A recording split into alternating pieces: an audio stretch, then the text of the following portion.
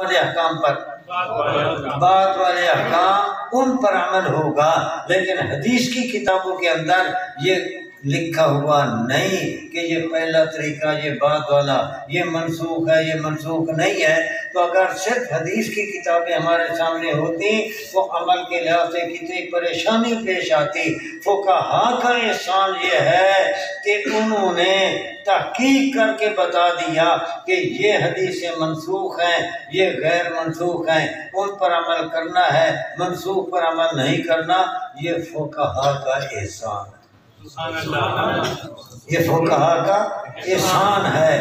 اور پھر امام ابو حنیفہ رحمۃ اللہ علیہ کا احسان یہ کہ امام ابو حنیفہ رحمۃ اللہ علیہ نے جو حدیثیں منسوخ تھیں ان کو نہیں چھیڑا، ہاں جو حدیثیں بعد میں ہیں جن پر عمل کرنا ہے ان کے اندر جو مسائل آئے تھے انہیں وہ مسائل الگ کر کے خلاصے کے طور پر فقہ حنفی کی شکل میں مرتب کر دی۔ سبحان اللہ، تو ہمارے لیے عمل کرنا آسان ہوگی۔ اس سلسلے میں ایک واقعہ ہے، جو واقعہ صرف حنفیوں نے نہیں، یہ واقعہ جو میں سنانے لگا ہوں یہ شافعیوں کی کتابوں کے اندر بھی ہے۔ امام ابو حنیفہ رحمۃ اللہ علیہ کے مناقب پر جس طرح کتابیں احناف نے لکھی ہیں، حنفیوں نے، شافعیوں نے بھی لکھی، مالکیوں نے بھی لکھی، حنبلیوں نے بھی لکھی۔ امام ابو حنیفہ رحمۃ اللہ علیہ کو سب نے ماہر شریعت کے طور پر تسلیم کی، تعریفیں ایسے نہیں کی جاتی۔ تو شافعیوں نے بھی کتابیں لکھی، مالکیوں نے بھی، حنبلیوں نے بھی، اپنے حنفیوں نے تو لکھنی ہی تھی لیکن انہوں نے بھی لکھی۔ اور یہ واقعہ جو میں سنانے لگا ہوں یہ شافعیہ اور مالکیہ کی کتابوں کے اندر بھی لکھا ہوا۔ امام ابو حنیفہ رحمۃ اللہ علیہ نے خواب دیکھا۔ خواب یہ دیکھا کہ نبی کریم صلی اللہ علیہ وسلم کی علیہ باللہ ہڈیاں مبارک یوں بکھری پڑی ہیں، اور امام ابو حنیفہ رحمۃ اللہ علیہ وہ ہڈیاں چن چن کر ایک جگہ اکٹھی کر رہے ہیں۔ یہ خواب دیکھا، امام ابو حنیفہ رحمۃ اللہ علیہ بڑے پریشان ہوئے کہ عجیب خواب ہے کہ نبی اسلام کی ہڈیاں مبارک اس طرح نظر آئیں اور میں چن چن کر اکٹھی کر رہا ہوں۔ امام ابو حنیفہ نے خواب دیکھا تو اپنے ایک شاگرد کو بھیجا، محمد ابن سیرین، جو بصرہ میں رہتے تھے اور خوابوں کی تعبیر دینے میں اللہ نے خاص ان کو ملکہ اور مہارت عطا کی تھی۔ یہ گئے اور شاگرد کو بھیجا کہ ان سے جا کر تعبیر پوچھو، لیکن یہ نہیں بتانا کہ خواب دیکھنے والا کون۔ شاگرد گیا، اس نے جا کر محمد ابن سیرین رحمۃ اللہ علیہ کو یہ خواب سنایا۔ سنتے ہی محمد ابن سیرین نے سوال کیا کہ یہ بتاؤ کہ خواب دیکھنے والا کون؟ شاگرد کہنے لگا جی انہوں نے منع کر دیا تھا۔ تو محمد ابن سیرین فرمانے لگے آپ بتائیں یا نہ بتائیں، ایسا خواب اگر کوئی دیکھ سکتا ہے تو وہ ابو حنیفہ ہے۔ اس کے بعد پھر تعبیر بتائی کہ نبی علیہ السلام کی ہڈیاں مبارک علیہ باللہ یوں بکھری نہیں، آپ کو تو جس کیفیت کے ساتھ لحد میں اتارا گیا آج تک اور قیامت تک اسی طریقے سے محفوظ ہے۔ باقی جو ہڈیاں بکھری ہوئی دکھائی گئیں یہ آپ کی ہڈیاں نہیں بلکہ آپ کی سنتیں، وہ آپ کے آخری طریقے۔ سنت وہی ہے، جو طریقہ منسوخ ہو گیا وہ سنت نہ رہا، جو طریقہ منسوخ ہو گیا وہ سنت نہ رہا۔ سنت وہی طریقہ ہے جو بعد میں جاری ہوا اور منسوخ نہیں ہوا۔ حدیث کی کتابوں میں جو سنت بکھری ہوئی ہے، کسی حدیث میں سنت ہے کسی میں نہیں ہے، تو لوگوں کو پتہ نہیں چلتا کہ کون سی حدیث ہے جو سنت ہے، کون سی حدیث ہے جو سنت نہیں، لوگوں کو یہ پتہ نہیں چل رہا، اور یہ مختلف حدیثوں میں وہ سنتیں بکھری ہوئی ہیں۔ تو سنتوں کا بکھرا ہوا ہونا اللہ تعالیٰ نے ہڈیوں کے بکھرے ہوئے ہونے کی شکل میں دکھایا۔ ہڈیاں نہیں بکھری، سنتوں کا بکھرا ہوا ہونا اللہ تعالیٰ نے اس شکل میں دکھایا۔ اور یہ رہی یہ بات کہ ابو حنیفہ چن کر اکٹھی کر رہے ہیں ہڈیاں، تو اللہ تعالیٰ ابو حنیفہ سے یہ کام لینا چاہتے ہیں کہ وہ حدیثوں میں سے سنتیں چھانٹ چھانٹ کر، تحقیق کر کے، تلاش کر کے وہ الگ جمع کریں۔ اللہ تعالیٰ ابو حنیفہ رحمۃ اللہ علیہ سے یہ کام لینا چاہتے ہیں۔ شاگرد نے آ کر تعبیر بتائی تو امام ابو حنیفہ رحمۃ اللہ علیہ فرمانے لگے کہ یہ ضرورت میں ایک مدت سے محسوس کر رہا تھا،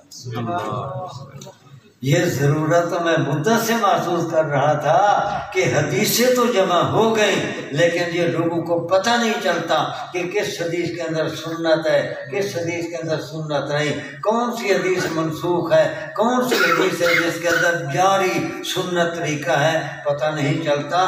لہٰذا آسانی کے لیے وہ طریقے الگ جمع کر دیے جائیں، یہ ضرورت میں محسوس کر رہا تھا، لیکن ہمت اسے نہیں ہو رہی تھی کہ اگر میں اس طرح کرتا کہ حدیثوں کے وہ طریقے جمع کر کے الگ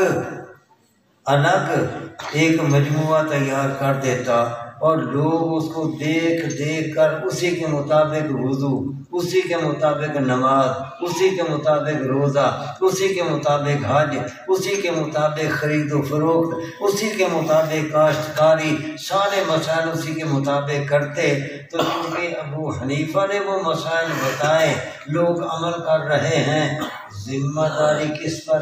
ابو حنیفہ۔ مفتی فتویٰ دے، علاقے کے لوگ عمل کرنے لگ جائیں فتوے کے مطابق، ذمہ دار کون؟ ذمہ دار مفتی۔ لیکن کہتے ہیں کہ اتنی بڑی ذمہ داری لینے کی ہمت نہیں ہو رہی، اتنی بڑی ذمہ داری لینے کی ہمت نہیں ہو رہی تھی، لیکن جب خواب اللہ تعالیٰ نے دکھایا، ہم خواب خود دیکھتے ہیں یا اللہ دکھاتے ہیں؟ اللہ نے جب دکھا دیا اور اللہ کی طرف سے یہ تائید ہو گئی تو اس کے بعد پھر یہ کام انشاءاللہ وہ ہوگا۔ اس کے بعد امام ابو حنیفہ رحمۃ اللہ علیہ نے اپنے شاگردوں میں سے 40 ماہر ترین شاگردوں کی ایک شورا بنائی، خود اس کے سربراہ بنے۔ اب تحقیق اسی پر ہو رہی ہے کہ کون سی حدیثیں ہیں جن میں سنت ہے، تو وہ جو سنت طریقے تھے ان 40 شاگردوں نے اور ابو حنیفہ رحمۃ اللہ نے مل کر وہ الگ سنتیں چھانٹ دیں، ان کو جمع کر دیا، مزید جو مسئلے پیش آتے تھے وہ بھی حل کر کے وہ بھی ساتھ ملا دیے اور الگ یہ مجموعہ تیار کر دیا۔ تو یہی احادیث میں بکھری ہوئی سنتیں اور پیش آنے والے مسائل کا حل، یہ سارا مجموعہ اسی کو کہا جاتا ہے فقہ حنفی۔ سبحان اللہ، یہ ہے فقہا کا اسم۔ ورنہ آج اگر ہمارے سامنے صرف حدیث کی کتابیں ہوتی اور فقہا نے یہ سنتوں کے طریقے جو چھانٹ کر الگ کر دیے یہ نہ ہوتے تو ہمارے لیے کتنی بڑی پریشانی ہے۔ بلکہ ایک بات پتے کی میں بتاتا ہوں اور یہ میری نہیں، امام سیوطی رحمۃ اللہ علیہ کی یہ بات ہے کہ جو آدمی ناسخ منسوخ، جیسے نوٹ ایک پہلے چلتا تھا وہ بند ہو گیا وہ منسوخ، اس کی جگہ نیا نوٹ جاری ہوا وہ ناسخ، جو نیا نوٹ اس کی جگہ جاری ہوا اس کا نام، اور جو بند ہو گیا وہ منسوخ۔ تو اسی طریقے سے حدیث کی کتابوں میں کچھ طریقے منسوخ ہیں، کچھ طریقے بعد میں جاری ہوئے وہ ناسخ ہیں۔ جو ناسخ منسوخ میں مہارت نہیں رکھتا لیکن حدیث کی کتابیں دیکھ دیکھ کر عمل کرتا ہے تو خطرہ ہے کہ کہیں اس کا خاتمہ خراب نہ ہو، اس کا خاتمہ خراب نہ ہو جائے۔ کیوں؟ اس یتیم کو، اس مسکین کو ناسخ منسوخ کا تو پتہ نہیں، لیکن حدیثیں دیکھے گا منسوخ اور کہے گا کہ یہ حدیث ہے اور صحیح حدیث ہے، لہذا اس کے اوپر عمل کرنا چاہیے۔ تو اس نے اس منسوخ طریقے پر عمل کرنا شروع کر دیا جس کو نبی پاک صلی اللہ علیہ وسلم نے چھوڑ دیا تھا، اللہ نے چھڑا دیا تھا، صحابہ نے چھوڑ دیا، نبی پاک نے بھی چھوڑ دیا، لیکن یہ اس طریقے کو نہیں چھوڑتا تو یہ نبی پاک کی فرما برداری ہوئی یا نافرمانی؟ اور اسی طریقے پر عمل کرتا کرتا کرتا اگر دنیا سے گیا تو خاتمہ تو خراب ہوا نا پھر۔ تو اس لیے حدیث کی کتابیں دیکھ کر ہر ایک عمل نہیں کر سکتا، یہ عمل وہی کرے کہ جس کو ناسخ منسوخ میں مہارت ہے، اس کا علم اتنا وسیع ہو کہ اس کو پتہ ہو کہ حدیث کا یہ طریقہ منسوخ ہے اور یہ طریقہ ناسخ ہے، وہ تو حدیث کی کتابیں دیکھے اور عمل کرے۔ کیوں کہ اس کو پتہ ہے کہ یہ ناسخ منسوخ ہے، وہ منسوخ پر عمل نہیں کرے گا، ناسخ پر عمل کرے گا۔ اور جس کو یہ پتہ نہیں اس کو چاہیے کہ وہ حدیث کی کتابیں دیکھ کر عمل کرنے کی بجائے وہ فقہ کی کتابیں دیکھ کر اس کے مطابق عمل کرے۔ یہ وہاں ناسخ جو طریقے ہیں وہ جمع کر دیے گئے۔ تو یہ احسان کن کا؟ یہ احسان۔ چوتھی جماعت محسن، وہ کون سی تھی؟ اولیاء اللہ، مشائخ اعظام۔ ان کا احسان یہ ہے کہ فقہ میں مسائل تو سارے جمع ہو گئے لیکن ان پر عمل آدمی تب کرے گا جب عمل کرنے کا شوق ہو، دل کے اندر جذبہ عمل ہو تو تبھی عمل ہوگا۔ جب تک دل کے اندر عمل کرنے کا شوق نہ ہو، عمل کرنے کی رغبت نہ ہو اور فکر آخرت نہ ہو، اس وقت تک عمل آدمی نہیں کرتا۔ عمل تب کرے گا جب دل کی کیفیت یہ بن جائے۔ اب یہ جو اولیاء اللہ گزرے یا موجودہ، تو ان کا مشن کیا، ان کی محنت کیا؟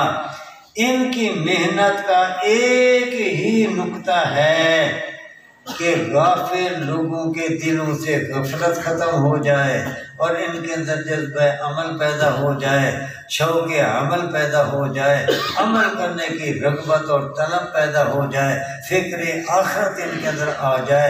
ان کی اول سے لے کر آخر تک محنت اسی پر ہوتی ہے۔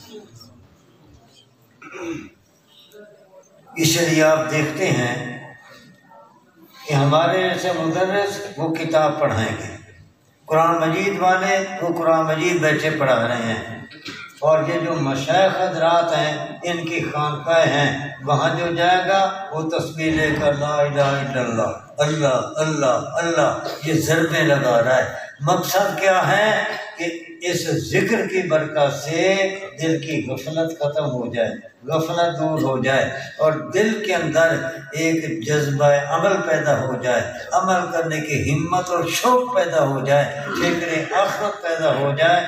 اس ذکر والی محنت کرانے کا یہ مقصد ہے۔ تو مشائخ حضرات یہ محنت کراتے ہیں تو ان کا یہ احسان ہے کہ اس طریقے سے انہوں نے لوگوں کے دلوں سے غفلت ختم کی اور شوق عمل پیدا کیا۔ یہ ان کی محنت ہے، یہ ان کا احسان ہے۔ میں گشتی آدمی ہوں، جیسے آج یہاں بیٹھا ہوں تو اسی طریقے سے مختلف جگہوں میں جاتا رہتا ہوں۔ بعض دفعہ مجھے ایسے ایسے لوگ نظر آتے ہیں کہ ہیں کاشتکار، ہیں دکاندار، تاجر برادری کے، لیکن مجال ہے کہ ان کی تہجد قضا ہو جائے۔ 5 وقت کی نماز تو اپنے جگہ، کبھی تہجد قضا نہیں ہوتی۔ تو میں پھر پوچھتا ہوں کہ بھائی یہ تو آپ کو توفیق ملی ہوئی ہے اور اللہ کی رحمت آپ پر ہے، یہ کیسے آپ کو نصیب ہوئی؟ وہ بتاتے ہیں جی ہمارے دادے کا یا باپ کا اس کا تعلق تھا حضرت لاہوری رحمۃ اللہ علیہ کے ساتھ، ان کا تعلق تھا حضرت دین پوری کے ساتھ، ان کا تعلق تھا حضرت درخواستی کے ساتھ۔ آج بھی ایسے لوگ ہزاروں موجود ہیں جو دن رات کے اندر پتہ نہیں کتنا درود شریف پڑھتے ہیں۔ وہ بھائی یہ آپ کو توفیق کہاں سے ملی؟ یہ مولانا عزیز الرحمان ہزاروی کے ساتھ تعلق تھا اور وہ بڑے فائدے بتاتے تھے درود شریف کے، اس کا شوق دلاتے تھے، بس ایسا شوق لگا کہ اب وہی میں تسبیحیں پڑھ رہا۔ یہ ہے اللہ والوں کے ساتھ تعلق کا ثمرہ کہ اس سے آدمی کو عمل کی توفیق ہوتی ہے اور ایک جذبہ عمل پیدا ہوتا ہے، غفلت دور ہوتی ہے۔ یہ ایک دفعہ 4 ڈاکو جو نامی گرامی ڈاکو تھے تو مطیب ہوئے اور سید احمد شہید رحمۃ اللہ علیہ کے آ کر مرید ہو گئے۔ سید احمد شہید رحمۃ اللہ علیہ انگریز کے دور میں انہوں نے مجاہدین کی جماعت تیار کرنی شروع کر دی جہاد کے، لیکن خانقاہ بنائی ہوئی تھی، اس خانقاہ کے اندر وہاں پر اپنے مجاہد وہ تیار کر رہے تھے۔ تو 4 ڈاکو وہ آئے، حضرت کے ہاتھ پر توبہ کی، توبہ طیب ہوئے اور بیعت ہو گئے۔ اور جیسے آج کل مدرسوں میں طلباء جا کر قیام کرتے ہیں اور وہاں علم حاصل کرتے ہیں، اس وقت اسی طریقے سے مریدین ان خانقاہوں کے اندر جاتے، وہاں پر بھی ان کے ٹھہرنے کے لیے جگہ بنی ہوئی ہوتی، وہاں ٹھہرتے اور یہ ذکر اذکار کرتے اور اپنی روحانی اصلاح کراتے، اپنے بیمار دل کا علاج کراتے وہاں رہ کر۔ جس طریقے سے آپ ہسپتالوں میں جاتے ہیں اور وہاں جا کر جناب کوئی 10 دن کوئی 12 دن ہسپتال کے اندر رہتا ہے، تو یہ روحانی سمجھو کہ ہسپتال تھے، روحانی معالج تھے یہ اللہ والے، وہاں پر دلوں کے مریض وہ جا کر اپنا یہ علاج کراتے، غافل دلوں والے۔ تو یہ 4 ڈاکو توبہ طیب ہوئے، بیعت ہو گئے اور وہاں خانقاہ کے اندر ٹھہر گئے۔ حضرت نے ان ڈاکوؤں کی طرف اتنی توجہ کی، آپ بھی دیکھتے ہیں کہ کلاس کے اندر بعض دفعہ استاد کی کسی شاگرد کی طرف زیادہ توجہ ہو جاتی ہے۔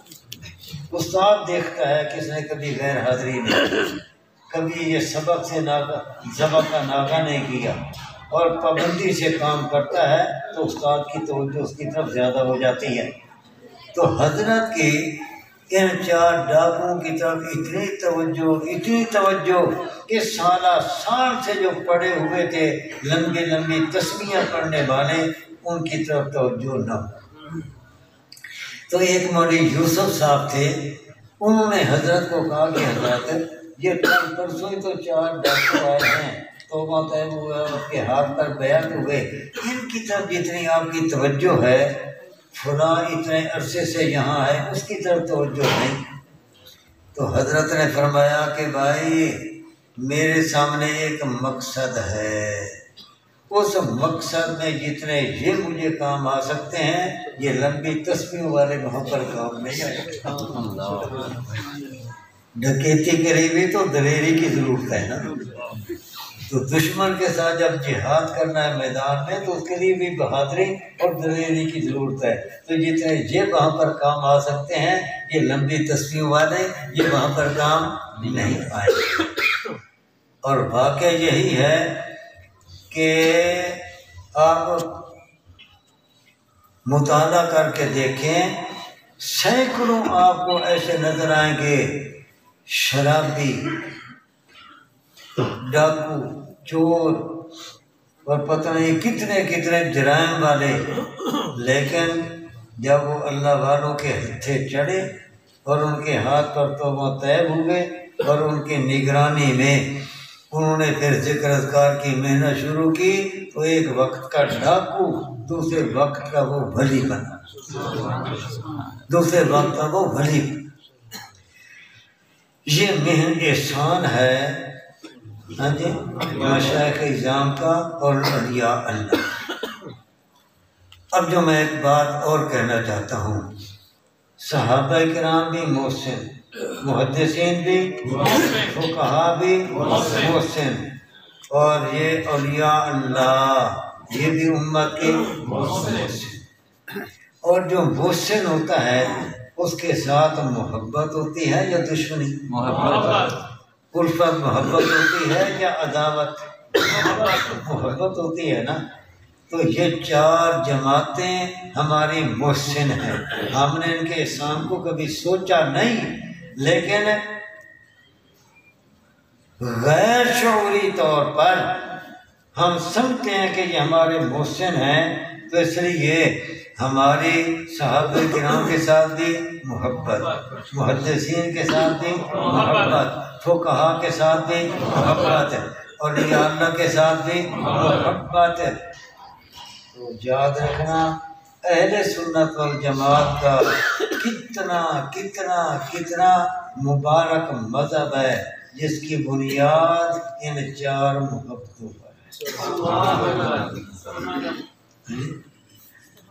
اہل سنت والجماعت کے ہاں جی مسلک کی بنیاد ان چار محبتوں پر ہے۔ صحابہ کرام کی محبت، محدثین کی محبت، فقہا کی محبت، اولیاء اللہ کی محبت، یہ ہے اہل سنت والجماعت کے مذہب کی یہ چار بنیادیں ہیں۔ اب اہل باطل وہ کیا کرتے ہیں؟ اب اگر وہ اہل باطل سے مراد وہی کہ بظاہر تو ان کے پاس قرآن حدیث ہے، لیکن قرآن حدیث کے معنی بگاڑ کر کوئی نیا راستہ اپنا بنا لیتے ہیں، نقل بنا لیتے ہیں، اوپر قرآن حدیث، مہر قرآن حدیث کی، جیسے میں نے قادیانیوں کی مثال دی۔ اب اس قسم کے لوگ، ان کو میں کہہ رہا ہوں اہل باطل۔ اب یہ اہل باطل وہ سمجھتے ہیں ایک نکتہ کہ جب تک انہوں نے مضبوطی کے ساتھ دامن پکڑا ہوا ہے صحابہ کرام کا، دامن پکڑا ہوا ہے محدثین کا، دامن پکڑا ہوا ہے فقہا کا، دامن پکڑا ہوا ہے اولیاء اللہ کا، ان چار جماعتوں کے ساتھ اگر ان کی عقیدت محبت قائم ہے تو یہ حق و باطل کے لیے معیار انہی کو سمجھیں گے، حق و باطل کے پہچاننے کے لیے معیار انہی کو سمجھیں گے۔ اور قرآن نے بھی تو یہی کہا نا کہ جو انعام یافتہ لوگ ہیں ان کو معیار بناؤ، کہ ان کا راستہ صراط مستقیم ہے۔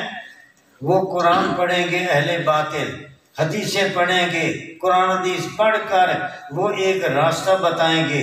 انہوں نے دیکھنا ہے کہ یہ راستہ صحابہ کا ہے یا نہیں، انہوں نے دیکھنا ہے کہ محدثین کا راستہ ہے یا نہیں، انہوں نے دیکھنا ہے کہ فقہا کا یہ راستہ ہے یا نہیں، انہوں نے دیکھنا ہے کہ اولیاء اللہ کا راستہ ہے یا نہیں۔